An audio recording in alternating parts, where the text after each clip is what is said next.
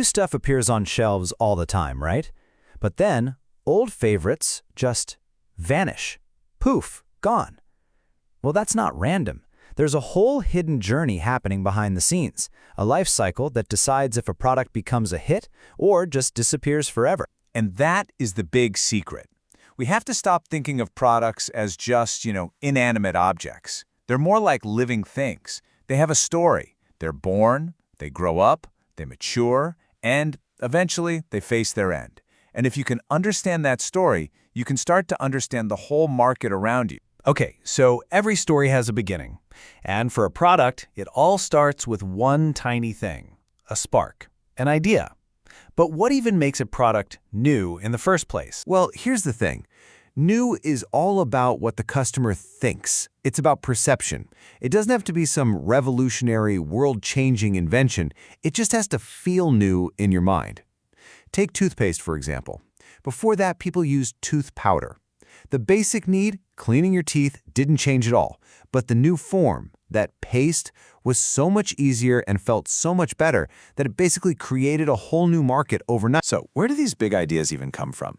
Honestly, they can come from absolutely anywhere. The really smart companies, they're always listening.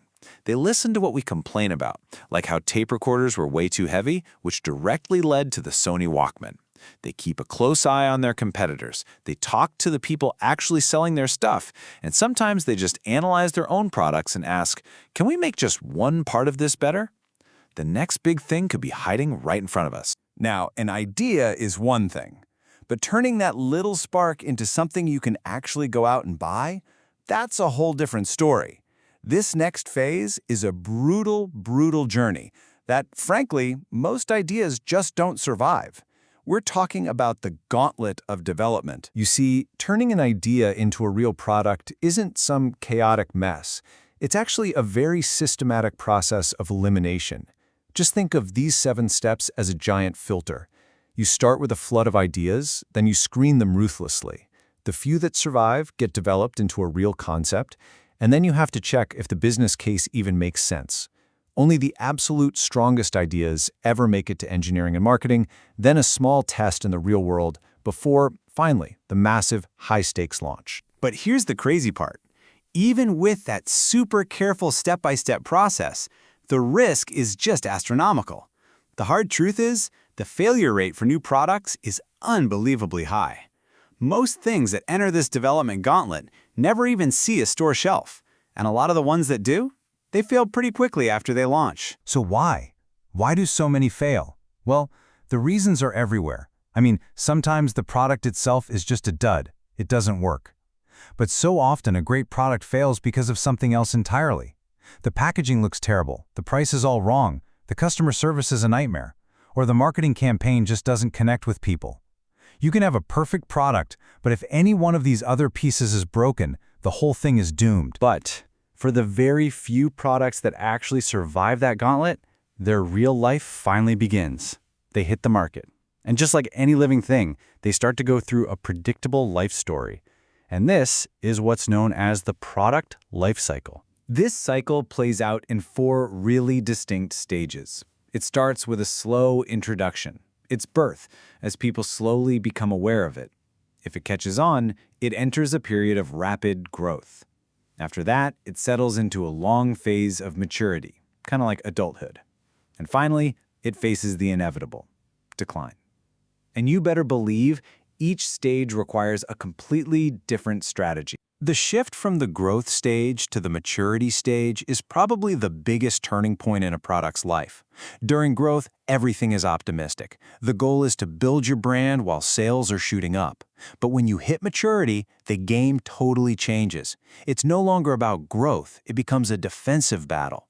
You're fighting off competitors just to protect the market share you've already won. And here is a very hard truth to swallow. No product is immortal. This quote really says it all. We might think some products are necessities, but that's only true for a little while. Jute was a necessity until synthetic fibers came along. Copper was absolutely essential for telecommunications until it was challenged by fiber optics and, cell phones using airwaves. Nothing is safe forever. So, if decline is basically inevitable, is it just game over? Well, not necessarily. This is where the smartest companies really shine. They don't just accept old age and fade away. No, they find clever ways to stay alive, and more importantly, stay relevant. So how do they pull it off? They use what are called life cycle stretching strategies. A company might improve the product's quality or maybe add a cool new feature. Sometimes they find entirely new uses for it, or they try to find totally new customers. One of the most famous examples of all time is repositioning. Condoms, for example, were originally marketed just for family planning.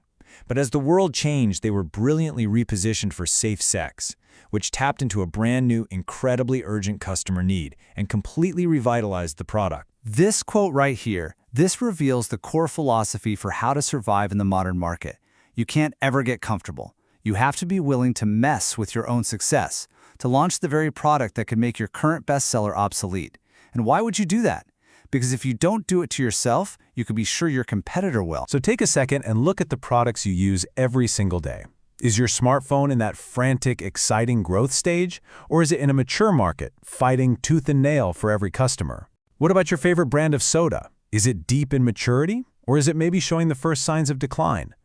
Once you start to see the world this way, I promise you will never look at a store shelf the same way again.